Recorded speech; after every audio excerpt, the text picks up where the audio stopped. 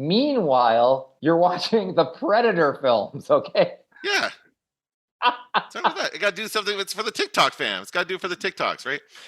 Okay. One of these things is quality entertainment. The other one of these things is more fun than the other one. I'll tell you that much. No, I don't think. I so much more fun on TikTok. Okay. Okay. All right. We'll start. This maybe is the beginning of our podcast.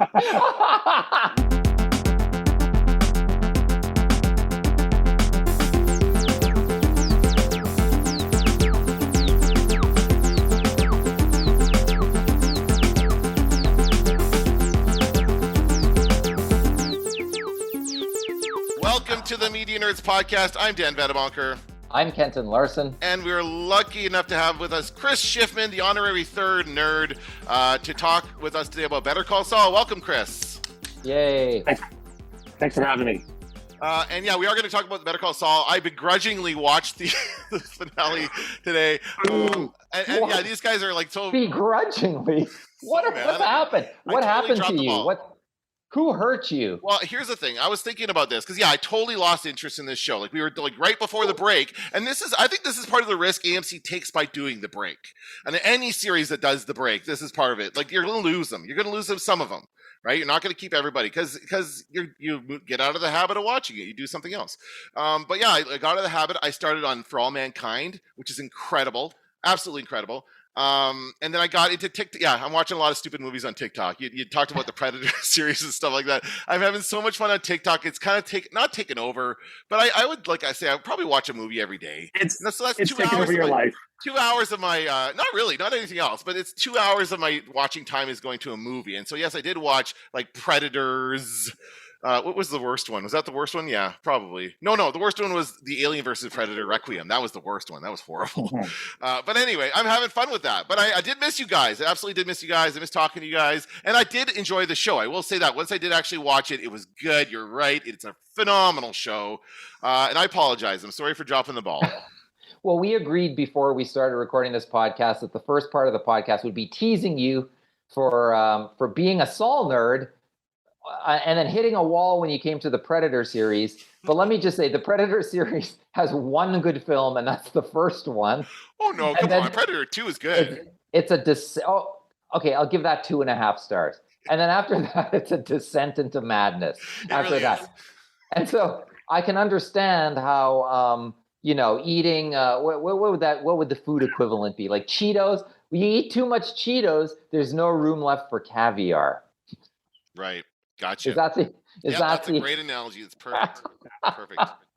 So, and by the way, I also wanted to say, you said that AMC runs the risk of losing people when they do a break and a finale, but I do believe the audience numbers continued to grow. Is that right? If I'm not mistaken, I believe they did. I think the finale did very well. I'm sure they would be happy to do another show by Vince Gilligan, for instance. I'm sure they would. That's probably some reason for the weird restrictions that are now in place on these episodes. Because I did, like, as soon as okay, I'll watch them, no problem. I go subscribe to AMC Plus, resubscribe to it because I'd canceled it after the break, and then I can only access the last 3 episodes. The 3, like, there were 6 new episodes. The 3, yes, the conclusion. So the last thing I saw before the break was they killed Howard. Right, that was the last thing. And then nothing. And then I couldn't see those next 3 episodes. And then so we start in. Now, it wasn't horrible. I could pick up what was going on. But yeah, I did pick up that I did not really know what happened with any of that stuff. With Lalo, with Gus, with any of the, and you got to pick up pieces of it. It is kind of cool the way it did filter through, like what happened with Howard and stuff. But yeah, nobody really, you don't really know unless you actually watch the episodes. So I didn't see them though, but because that is the experience that AMC has created for me. Otherwise, the only other way I could have done it was to go through torrents, and I didn't want to do that. Is that the experience that AMC created for you, or is that the experience that Dan created for himself? That's the experience I created by not following AMC's schedule of broadcast. I don't do that anymore. I watch stuff on my own time.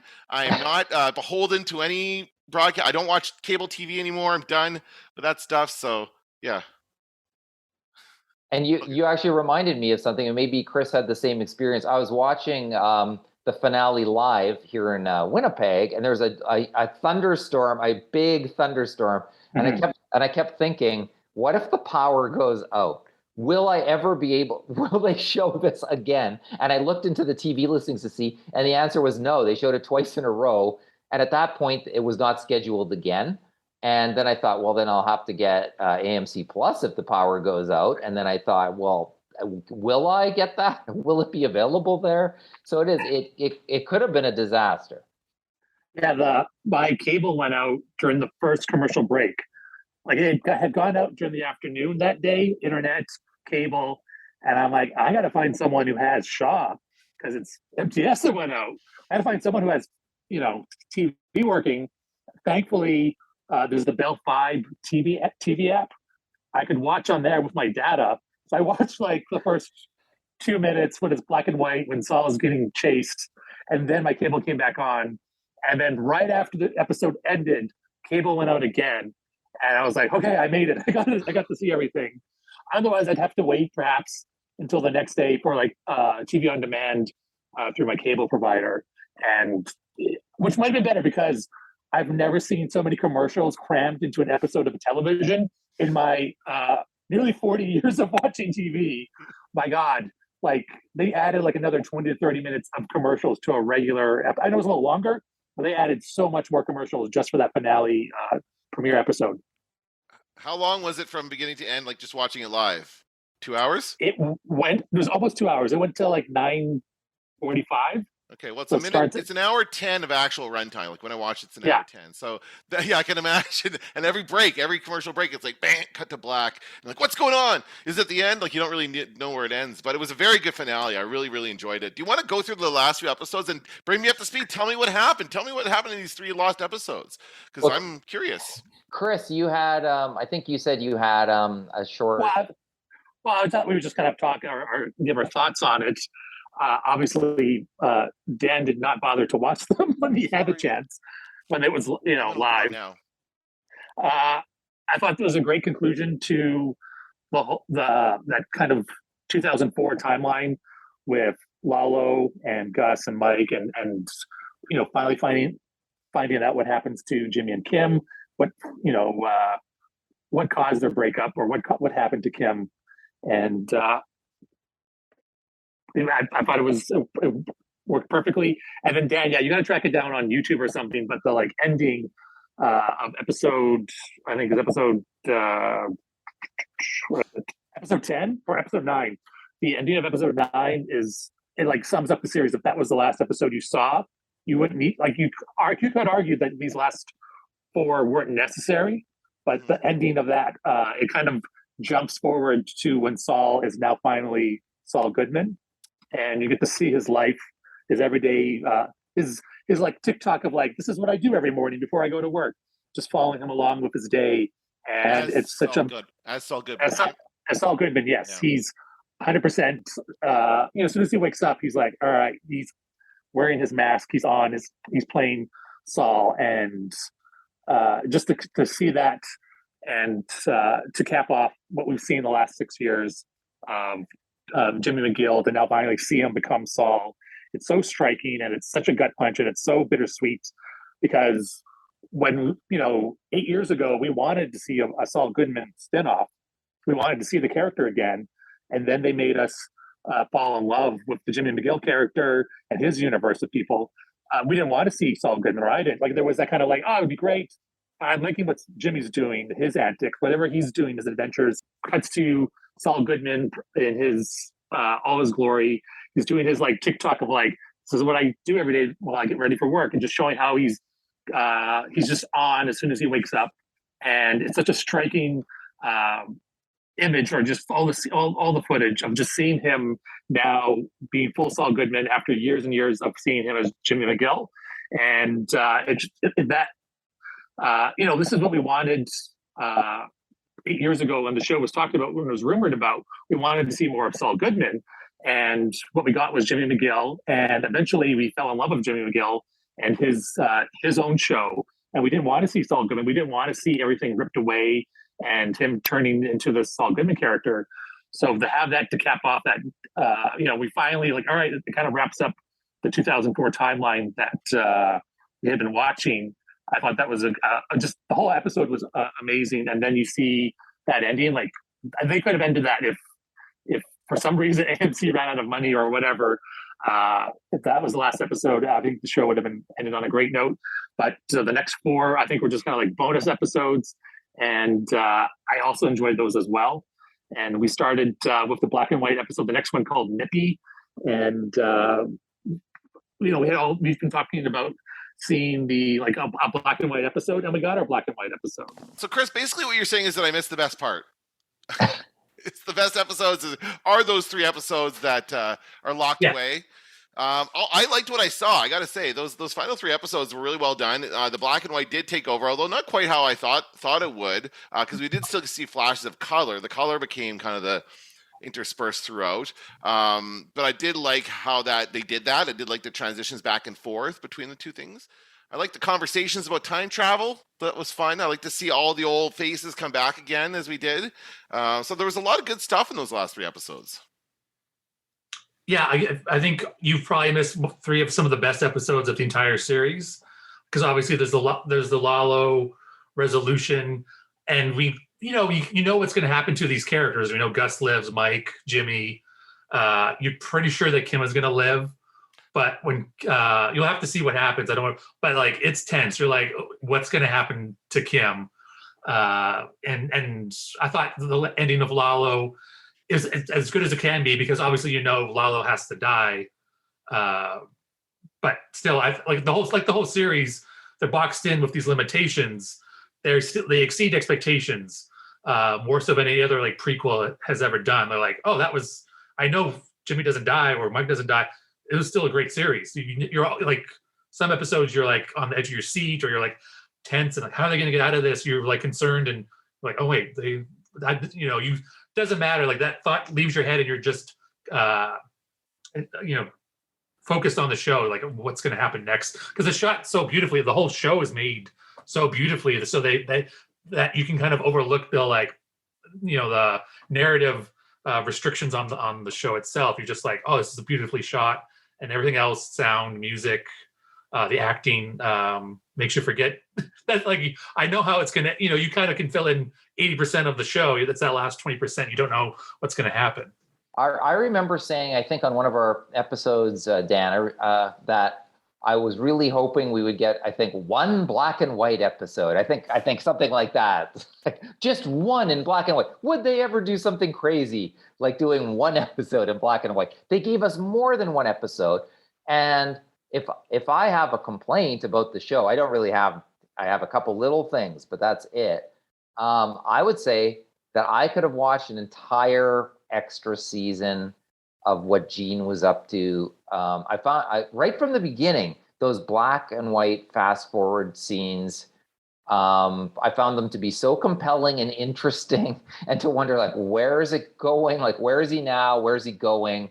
What's everything else that's going on that we can't see? So I would have said, hey, even more. I could have done an entire extra season. Or how about seeing that. How about a series with Carol Burnett and that guy driving the cab? Just them.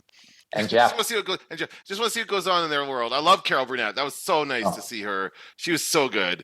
And then also we had Walt and Jesse back for more than one episode. Walter was in more than one episode, and Jesse was too, right? They were both in multiple episodes. So that was very cool as well. Good to see those guys back, right?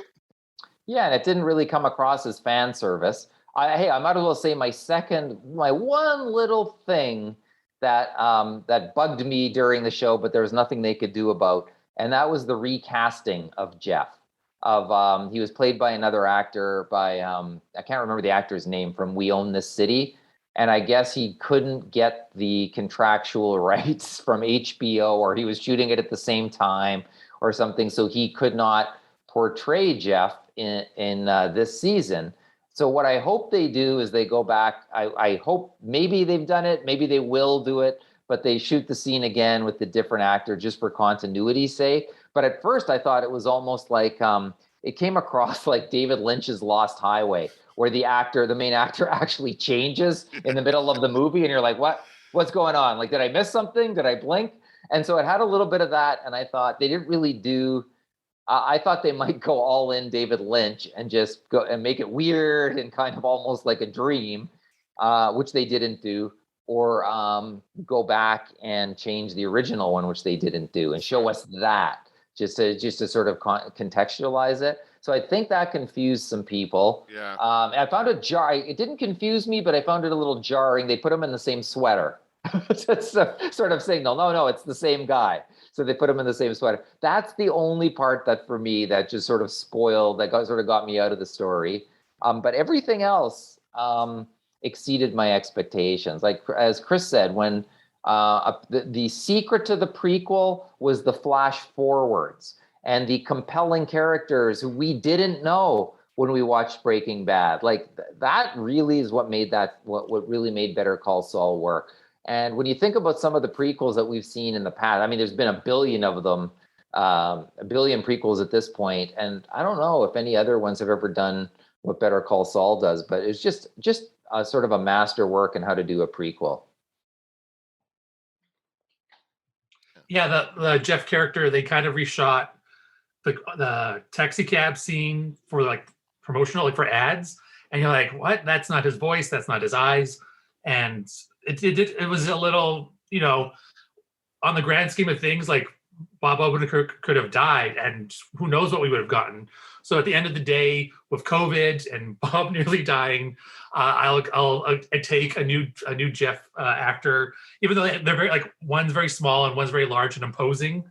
And so I know some fans were like, well, now it's psychologically, like before he's feels much larger than he is, or is bigger than he is, because he's caught him. Whereas now when Jimmy switches the tables, he's now small. He's like, now he's actually how he is in real life. He's kind of turned how he perceives the Jeff character, because now he's in control, being friends with his mom, and has a plan that's gonna like get him out of his the crisis he has right there with being caught. But overall, I still think the Jeff character in the end worked out. Honestly, didn't even notice. I thought I did not even. And I'm sorry, Chris. I thought you were done.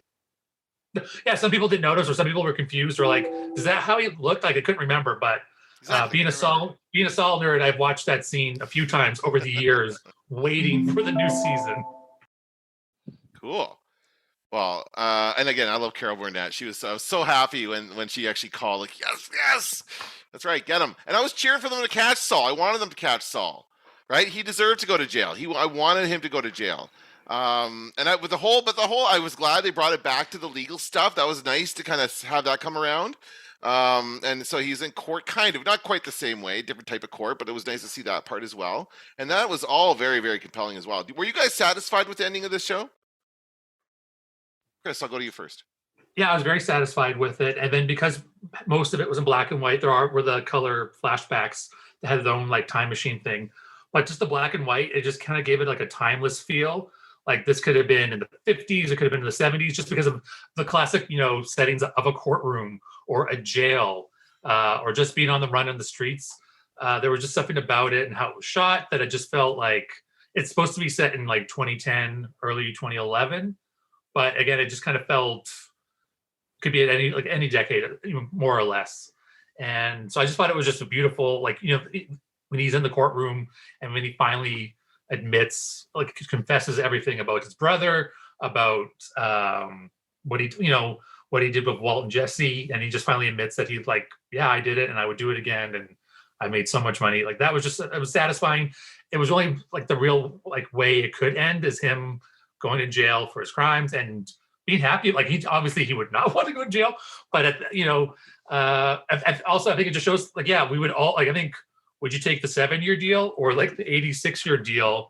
A lot of us would take 7. So, but the fact that Saul is the kind of like, or Jimmy is the guy that's like, no, I'm going to face the music and take my punishment, but also gain some of Kim's respect back a little bit, and get to see her one more time, because he could have done the 7 years and then never saw her again, and always felt like a pariah around her, that he could never even see her one more time. She would always would run away or ignore his phone calls. So he's not the worst setup in jail. People respect him and want to hear his advice, and he's good at baking bread, and so it's not the worst. It's not the worst situation he could be in, considering where all the fates of all the other characters in this universe. Yeah, Kenton, you have anything to add to that? Yeah, I think I'm not sure if I wanted to see Saul caught or not, or Gene caught or not. I kind of was hoping the chase would last a little bit longer, just because he's fun when his back is up against the wall and he's frantic. I like that. I like seeing how he's going to get himself out of it. I also thought that what Chris said, I also thought like 7.5 years is pretty compelling. So could he have had his cake and eat it too by serving the 7.5 years and still making the transition back to Jimmy? And the show said no. The show said no. He had to. He had to make a choice. Yeah, right. And he had to take all the punishment by doing that. But I thought I would have been okay with him doing 7.5 years. So they did, of course, he did hurt people. He did, and he confessed to everything that he did in that speech, including some of the things that they never would have caught him for doing, like with his brother and things like that. Well, he said like, that's not even a crime, and he's like, yes, it was. Like, it technically wasn't, but he thinks it was, and he was just confessing on everything, every single thing he did. Right. And then you see him on the prison bus and the Better Call Saul chant, which is great. And the final scene with Kim in the prison. And I thought, what I like about the show also is people are still, asking themselves, what is this show about? What is it about? And so when I look at the show now, I think is it about the masks that human beings wear, that we all wear to protect ourselves from past trauma, or to give the people what they want, or to survive? Is it about wearing a mask? And I think you could say that each time that Jimmy created Saul as a mask even when Kim comes in to sign the divorce papers, and he won't even, he just acts like it's no big deal sort of thing. And it's all a mask. It's all a big act. And you don't see him look at ease until the end of the show in prison, when he is himself again, when he is the person, when he is Jimmy, but he's a better version of Jimmy. Well, and also still being called Saul. Everybody's still calling him Saul in prison because they all know him as Saul, right? And that's his own fault. He put himself out there. He had all these ads out there. That was awesome. Yeah, I want to come back to this question. What is it about? Because I have an answer for that. But before we get there, I have a question for both of you. We'll go to you, Chris, first. If Kim had not shown up, would he have done that? Would he have just taken the 7-year deal and gone off to minimum security prison? Or was it her showing up there that made that happen? No, I think he still would have he would have confessed to his crimes. Yeah. Because obviously he wanted to bring Kim there. But that was the fact that she was there was just the bonus. But I think he still wanted, for himself, he needed to confess and have it on the record. And if Kim's not there in person, she'll find out some other way, either through the media or if. She found out, right? She found out. Phil Oakley, if he will tell her the news or something, she would find out. Obviously, it would make the news like, oh, he had a 7-year deal. Now he's going for 86. And will be pardoned by Trump in 6 years anyway. But because you want a lawyer like him on your team.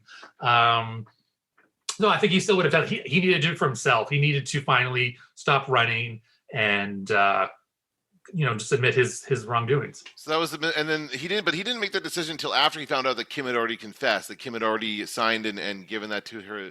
Yes. To Howard's widow.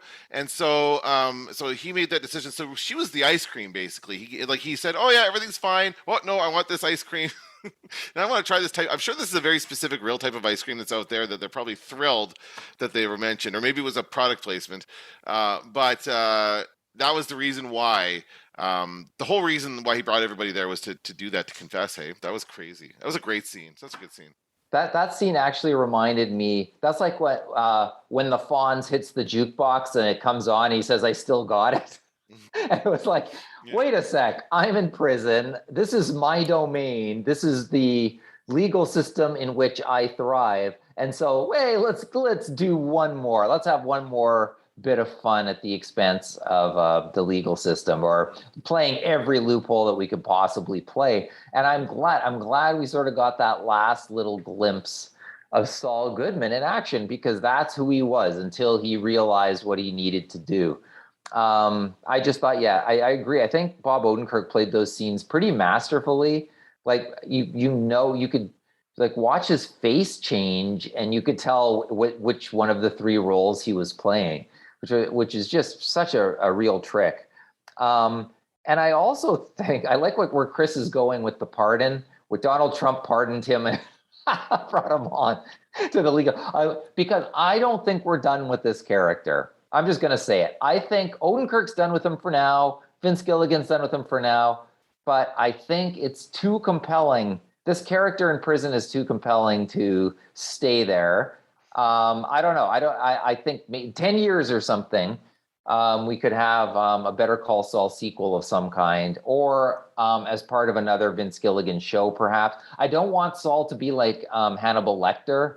I don't want them to go in there and get his advice or whatever. I don't want that. I want to see like the continuing story of Jimmy and Kim, for that matter. And who knows, a spin-off series with Kim would not surprise me at this point. And especially in that law firm, like when she's going to that, like she's Yeah. volunteering at that. Come Yeah. on, you so want to see her try those cases, right? Or whatever, defend those people or whatever they're doing. Yeah, so that would be awesome. She was amazing. She was so good. And of course, I'm sure Emmys all around for this cast. Oh, yeah. Because it's the final season. They like to do that. And the performances were amazing. That scene on the bus when she just kind of breaks down sobbing because she's realized what she's done and just everything just kind of hits her. That was crazy. I've never seen anything like that. Yeah, for sure. And Carol Burnett's special guest appearance. Yeah. I think we're talking Emmy there as well. Yeah. She's gonna likely miss out because she appeared in too many episodes to qualify as a guest. So now should have to qualify for supporting. She'll probably or at least be nominated. But she'll probably lose out a nomination she was for sure in, but she appeared in too many. Due to the Emmy rules, that you appear in more than half of the season's episodes. So I think there was a technicality. She will now be a guest. Would we have to be a guest nominee supporting nominee? That's very interesting. That's too bad because you're right. She would have been a shoo-in. Well, I gotta say, like Carol Burnett enjoying kittens on the internet is one of the greatest things I've ever seen. Yeah. That was so fun to watch, and she loved it, and she was so good. Oh man, it's good to see her. It really is. But didn't you know at that moment she was going to find the Saul Goodman commercials? Didn't you know at that moment? Exactly. Yes, everybody knew. She's clicking through except Jimmy. YouTube. She's apparently all she had to do is Google Albuquerque con man. That's all she had to do, or ask Jarvis rather. Sorry, not Google. And that was enough to find out who Jimmy McGill was. But that's an interesting idea as well, because that's what happened as well between these two timelines. Is the internet happened, right? So between what is it, Chris? 2006 or 2007? 2004. Okay, so yeah, even earlier. 2008 is when like the Breaking Bad. Right. So then, and so by the end of this, everyone has like a regular phone, like we all have, right? So it's 2011 or whatever. So and she's like, and she's got her little device, of course. It's like OnStar, so they're right there. All the technology is there to help her catch him. Is she a transformer? What's that? Is she a transformer? OnStar. Oh, what? I mean, the thing in the car, OnStar. It's Life Alert for old people. Yeah, is that what that was? I don't know. Lifeline. It's the Lifeline, right? It's the same thing, though. It's a person on the other end. Yes, OnStar's for cars. It's the same thing. It's a button that you press to talk to a person. Anyway, so yeah, that was great to see, and I love that. That's what brought him in. I love that it was after all the stuff, after all that craziness that he goes through, and that's like that whole. I did enjoy that montages were excellent. The montages are always excellent. I did enjoy like when he was getting back to it. He had to make money, so he gets back into that scam and going in and doing the identity theft is what they were doing when they're taking all the photos of the IDs and stuff, or is it just for fake IDs? I don't know. It's all sketchy. Identity theft. Yeah. So all that stuff was great, and then so close, and all those like getting caught. They're almost the guy drives right into the other car or whatever. That was so funny. I lost my train of thought now, but yeah, all that was just amazing. And then, but it also shows. I remember now. It also shows how quickly it all came back to him, and how like he could just snap right back into that. Right after working at Cinnabon for how many months or years or whatever, he can just go right back into the cons, slipping Jimmy's back. Right, that was amazing. There was, of course, we should also mention the department store heist. Did you see that episode, Dan? I don't think I did. Go ahead, though. And that's where Gene starts enjoying the criminal life, and by training Jeff and his buddy, and ripping off the store, the department store. So this is stuff that I missed all that. Okay. Yes, he's working in the mall, and he has it. It's like the Dirty Dozen, when he's like, okay, they have the model, and he's like, you're gonna go here, then I'm gonna shoot from over here, and then so. Except Jimmy or Gene has built a life-size maze, and they rehearse walking through the store, running through the store to get the clothes in a certain amount of time. And I was like, there, and that also reminds me that there's many allusions to movies, literature. H.G. Wells, for instance, of course, there's that prominent Chuck with the book, and allusions to Frankenstein, where Jimmy has created a monster that is now going to strangle him. The monster called Saul that is going to strangle him. And I also, I just said, I kind of hope that Gene got away or ran a little bit more. But in the previous episode, they do bring him to the brink of some extremely serious crimes, like he's about to hit the guy in the head in the house that he's in. Yep. The cancer patient, the person getting chemotherapy, is going to hit him in the head with a heavy urn and presumably kill him if he has to. And he is wrapping up that phone cord. We all know it was going through his mind. He came this close to killing national treasure Carol Burnett. This close. So they did bring him to a place where I think most viewers would say he's too close. If he continues doing what he's doing and he doesn't get locked up, something really, really bad is going to happen, worse than what we've already seen him do. So, I think you're right. He had to pay for his crime. As fun as it is to watch him run, ultimately he had to pay for his crime one way or another. But I still think 7.5 years sounds pretty good. Or whatever it was, 7 years. I think he still could have had redemption and taken 7 years. But to be fair, he's gonna be running that prison in a couple of months. Like, he's gonna be the king of it. Well, yeah, that's, I guess, what they showed us. But yeah, like, he's not gonna have any problems. 86 years, he's just gonna live. He's just gonna live there, right? That's where he lives now, and have all his friends and everybody. Probably, whatever.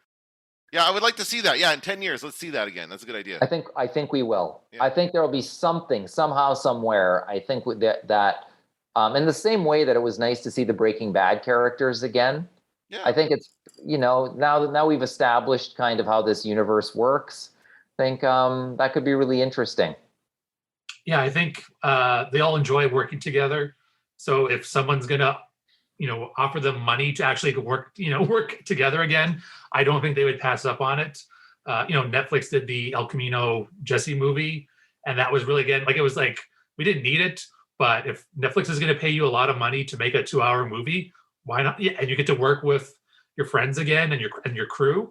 Why would you not do that? So I think the interviews they've done, they all seem on board of, like, at some point down the road, they would be open to it. And I'm sure if Peter Gould and Ben Skilligan are writing it, if it's a 2-hour movie to see what's happening with Kim and Jimmy and any other characters, fans would watch it and they would be on board. So it'd be interesting to see what they could do next. I think, Bob has a 6-episode season series coming up next year on AMC. It's a more humorous show, but I think he would definitely come back to Saul Goodman at some point.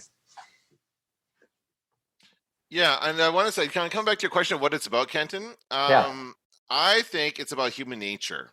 I think it's about all the different possible personalities and behaviors that are out there, and where somebody. And again, it's about change of character. It's similar to Breaking Bad, and it shows how Walter White. What was it, Mr. Chips to Scarface or whatever that thing was? It's a similar thing, but he can go back, right? He goes back. That's the other thing. He actually kind of finds a bit of a middle ground in the end, I guess.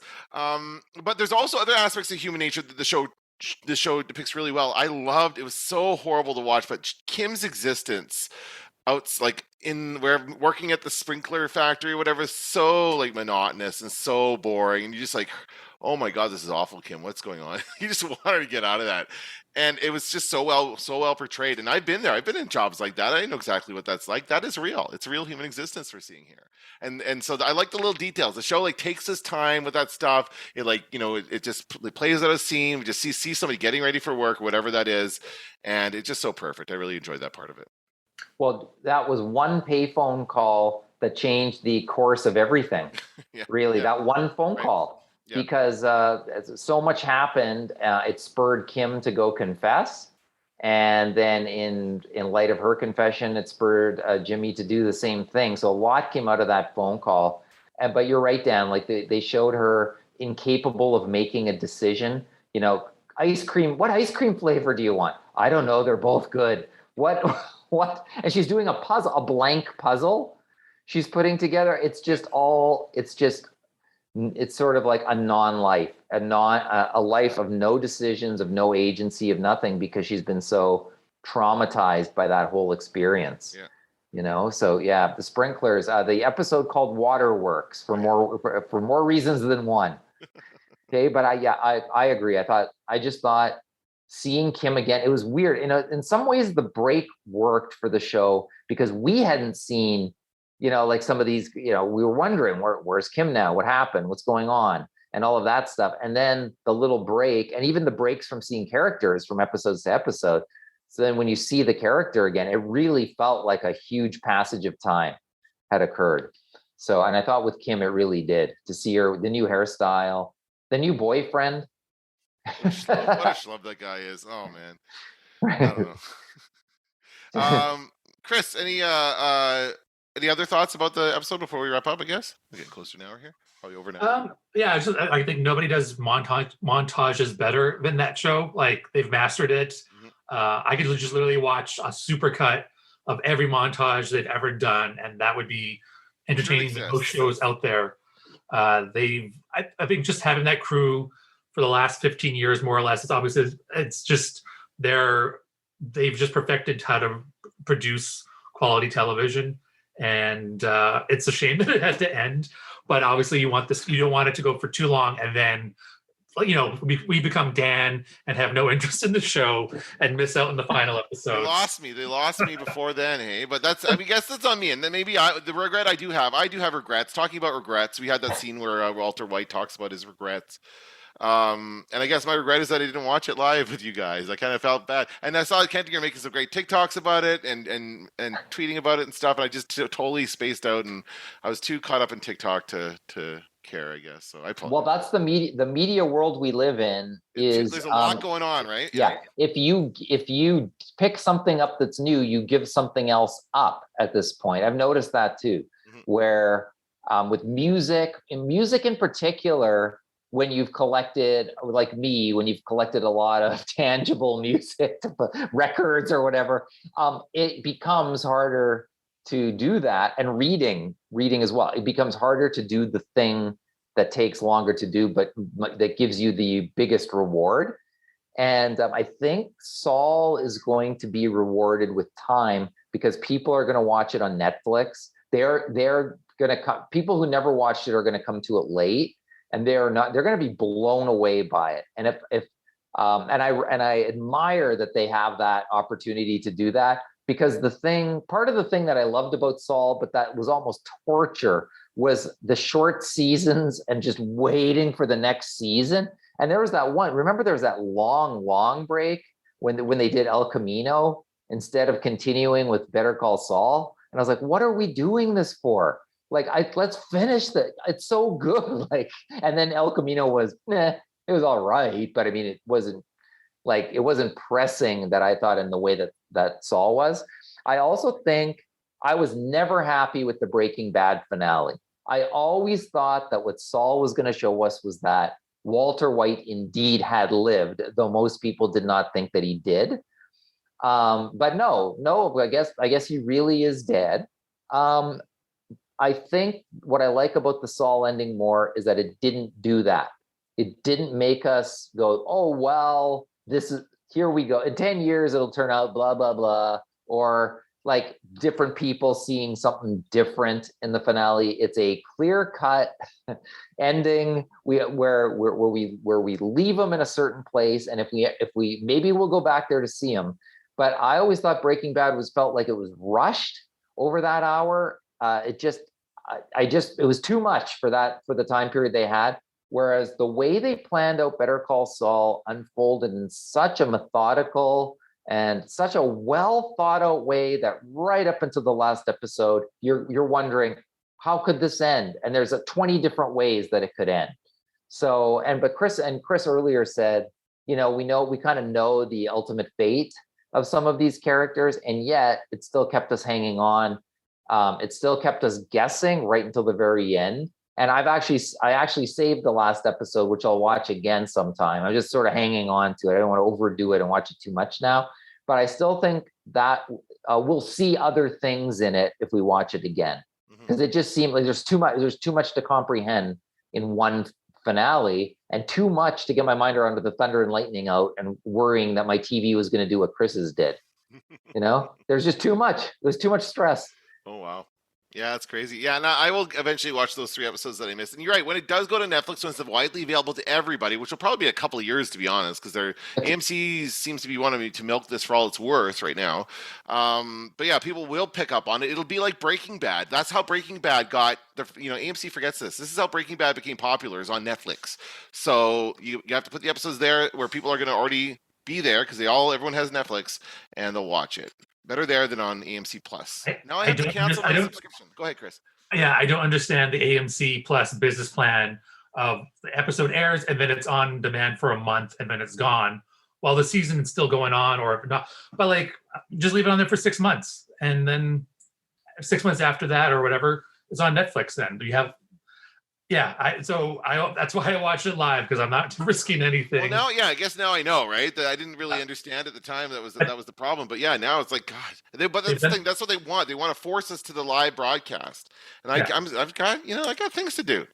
Yeah, but Predator movies to watch. Yeah, I will say Prey was good. I like Prey. I love Prey. Prey was an excellent film. That's probably my favorite one, actually, out of all of them.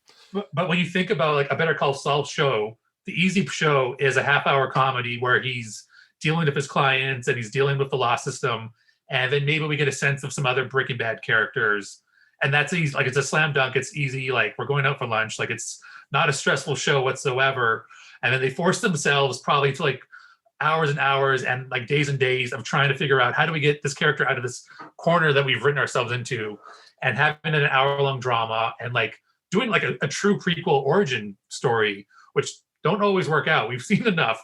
And the fact that they were no, we're not going to do the easy idea of a Better Call Saul show, because they called it Better Call Saul, and there's no Saul for 90% of the show. So the fact that they had the thought to do that and then perfect or just accomplish such an amazing show, it'll never see anything like that again. Maybe when they do another show, they'll top themselves. But the fact that we could have gotten an acceptable comedy, but instead we got one of the greatest dramas of all time, is amazing. See, Chris, I want to see that show still, though. I want to see that comedy show, where he takes the clients on. We didn't really get to see that. That's the one thing. Hey, we didn't get to see him do a lot of client work in the end.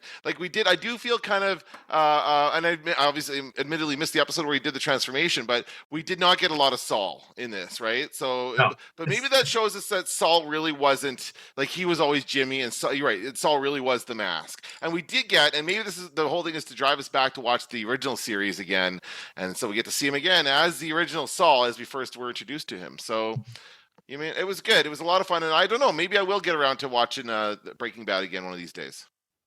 Yeah, I think that would be really interesting to do now. By the way, I do think I read somewhere or saw somewhere that Better Call Saul was going I think in the UK or something, they get Better Call Saul on Netflix right away as it airs in the US. So we should tell our listeners we're in Canada, and most of them are, but you never know.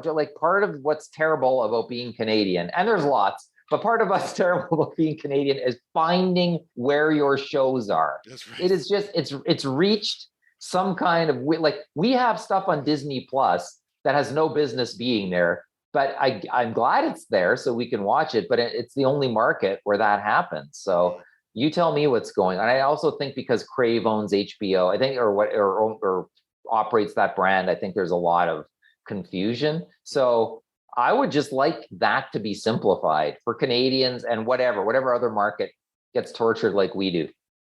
We should have another battle of the streaming discussion, because I would like to talk about like what the current situation is as far as the streaming platforms. It's really kind of a mess out there right now.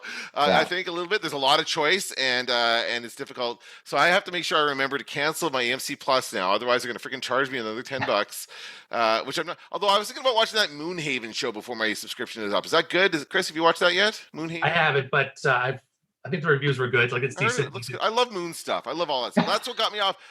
For all mankind, I honestly, Apple TV Plus. Let's end with some recommendations. Since we're back together, media nerds and all that kinds of stuff. Let's do another round of recommendations. I will say on Apple TV Plus, not just for all mankind, but Severance is so good. Yes. It's amazing. It's just mind-blowingly good. I'm just taking it a little bit. I'm only like on the third episode right now, but I'm just loving it so much. So Severance is really good on Apple TV Plus. You watch it, Chris? Yeah, I watched it every week. I was, it's 8:00. It's now live on the app. It's probably, after Saul, my favorite show of the year. And then I'm looking forward to more seasons of it. It was renewed, and it's been good. The Emmys, loved it. So it'll hang around for a few more years at least.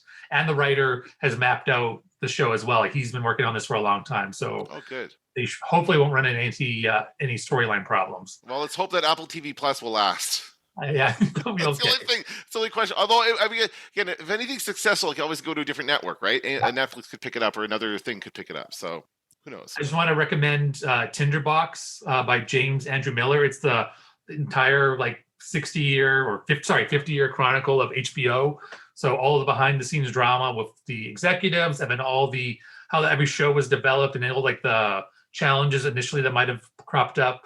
And just talking about all the different technology that has developed over the years, and how HBO embraced it or didn't embrace it. Like something like Netflix, they kind of were skittish, and it wasn't the right time for them where it was their thought. If you like any of HBO's programming, I highly recommend it. Say the name again one more time, Chris. That's Tinderbox. Tinderbox. Okay, great. It's by James Andrew Miller, the same guy that did the SNL book and the ESPN book. Awesome. And with the countdown clock at 1 minute and 55 seconds, I am going to recommend The Bear on Disney Plus. The Bear on Disney Plus. It's on FX everywhere else, but not in Canada. It's on Disney Plus. We don't have FX. Right. No, we do. No, we do. Yeah. Yeah. So I don't know. You tell me. But it's about a kitchen staff in Chicago. It's not a reality show. It's scripted. It's kitchen staff in Chicago trying to improve their restaurant. And it is, the episodes go by like a blink of an eye. They're so fast. But I can't wait to see where it's going. It's a joy to watch people working together to make something, and something's terrible, and we're going to make it good. Right? So yes, I've heard that one. I've seen the ads for it, so I'll definitely check that out. Well, guys, thanks a lot. This was a lot of fun, eh? After the initial technical difficulties, things picked up. Yeah, that's right. Okay, less than a minute ago. I'm going to wrap it up. That's going to do it for this episode of the Media Nerds. I'm Dan Vadavonker. I'm Kenton Larson, and that was Chris Schiffmann. Better Call Saul. Don't let the door hit you on the ass.